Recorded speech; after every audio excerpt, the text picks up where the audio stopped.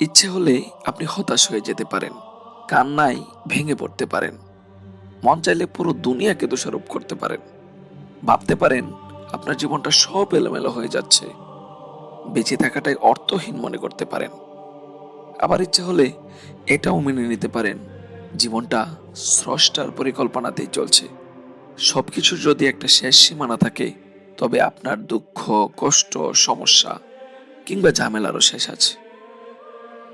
আপনার জীবন থেকে কিছুই হারায়নি, কিছুই লস করেননি, একটুও ক্ষতি হয়নি। এমনও হতে পারে সৃষ্টিকর্তা তা সরিয়ে রেখেছেন এর চেয়েও ভালো কিছু আপনাকে দেওয়ার জন্য। মন থেকে বিশ্বাস করুন, আপনার জন্য সৃষ্টিকর্তা যেটা বরাদ্দ করে রেখেছেন সেটা আপনিই পাবেন, আপনারটা অন্য কেউ পাবে না।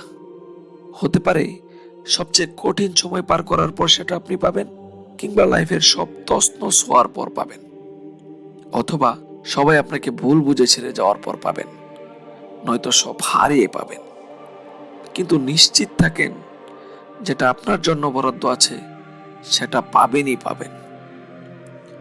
এই ছোট ছোট পজিটিভ বিশ্বাসগুলোই আপনাকে সুখী করবে। এগুলা বিশ্বাস করলেও জীবন চলবে, না করলেও চলবে। তবে বিশ্বাস করলে অন্তত লাইফে ভালো থাকার একটা স্বপ্ন থাকবে, জীবনে ভালো কিছু অবশ্যই আসবে। এই বিশ্বাস না থাকলে আপনি হতাশার কফিনে জিন্দা লাশ হয়ে বেঁচে থাকবেন। এই কথাগুলো যদি বিশ্বাস করেন, তবে এই মুহূর্তে জীবন নিয়ে আপনার অনুভূতি কি অবশ্যই জানাবেন।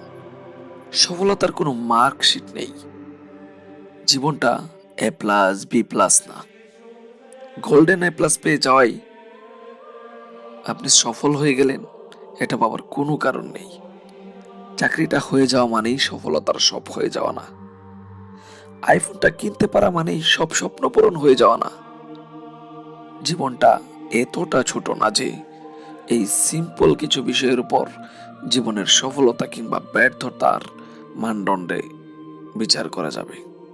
একাডেমিক মার্কশিটের সব জায়গাতে আপনার গোল্ডেন+, অথচ কারোর সাথে সুন্দর সম্পর্ক রেখে চলতে পারেন না, আপনি ব্যর্থ।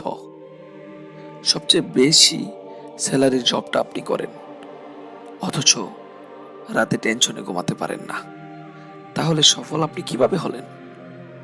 ব্র্যান্ডের ঘড়ি, হাতে আইফোন সবই আছে, অথচ প্রাণ খুলে হাসতে পারেন না, মানুষের সাথে মিশতে পারেন না। এগুলো কি সফলতা বলে? প্রাণ খুলে যদি হাসতে পারেন, মন খুলে যদি সবার সাথে মিশতে পারেন, টেনশন ছাড়া যদি প্রতি রাতে ঘুমাতে পারেন, মেনুতে যাই থাকুক না কেন যদি তা তৃপ্তি সহকারে খেতে পারেন, আপনার যে দামি পোশাক পরা কাউকে দেখে যদি নিজের মধ্যে হীনমন্যতা না জাগে, কারো হাতে আইফোন দেখে যদি নিজের কম দামি ফোনটা লুকাতে ইচ্ছে না করে, তবে আপনিই সুখী মানুষ।